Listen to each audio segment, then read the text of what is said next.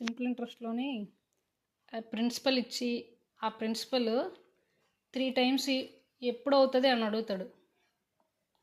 దానికి ఎప్పుడు అవుతుంది అని అడిగినప్పుడు మనకి రేట్ ఆఫ్ ఇంట్రెస్ట్ ఇస్తాడు, ఎన్ని టైమ్స్ అవుతుందో చెప్తాడు. ఆ రెండు ఉంటే ఆన్సర్ చెప్పేయచ్చు. అర్థమైందా? ఇక్కడ చూడు, క్వశ్చన్ చూడు. A sum of money becomes double itself in 100 months. 100 నెలల్లోనే ఆ మనీ డబల్ అయిందట. ఎన్ని రోజులకి? అదే 100 months టైం ఇచ్చాడు. రేట్ ఆఫ్ ఇంట్రెస్ట్ అడిగాడు, 6 అడిగాడు. 100 months.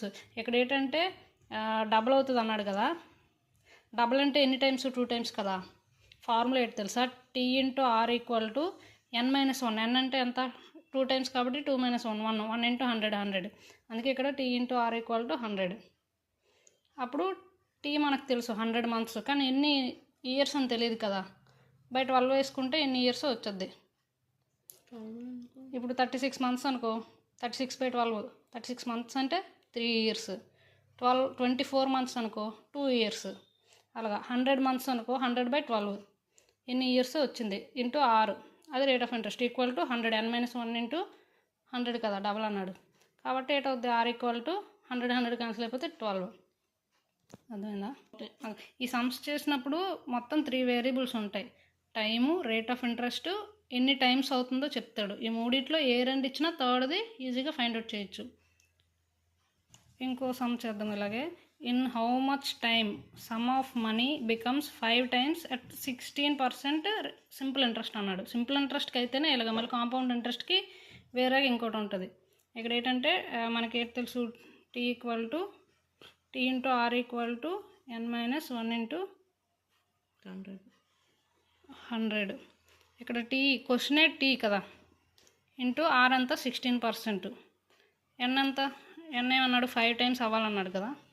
5 - 1 ఎంత? 4 4 × 100.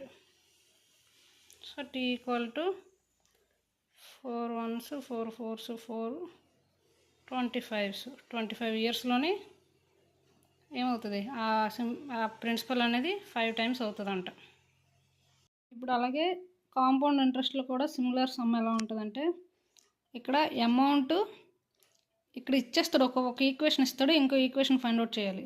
అమౌంట్ ట్రిపుల్ అవుతుందంట. 4 yearsలో ట్రిపుల్ అయితే కాంపౌండ్ ఇంట్రెస్ట్కి ఇది 9 times అవ్వాలంటే ఎన్ని ఇయర్స్ తీసుకుంటుంది?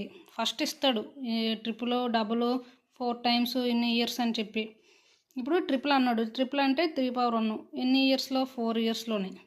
9 times అవ్వాలంటే ఇక్కడ ఈ ట్రిపుల్ ఎన్ని టైమ్స్ అన్నాడో దాని ఎక్స్పోనెంట్స్లో వస్తుంది ఇక్కడ క్వశ్చన్ అడిగిన ఎన్ని టైమ్స్కి. సో ఇప్పుడు 9 అన్నాడు కాబట్టి 3². ఇక్కడ 1 అనేది 4 అయితే ఈ స్క్వేర్ 2 ఏమో ఎన్ని అవుతుంది? 1 × 4 2 × 4 8. ఇది కాంపౌండ్ ఇంట్రెస్ట్లో సిమిలర్ సమ్.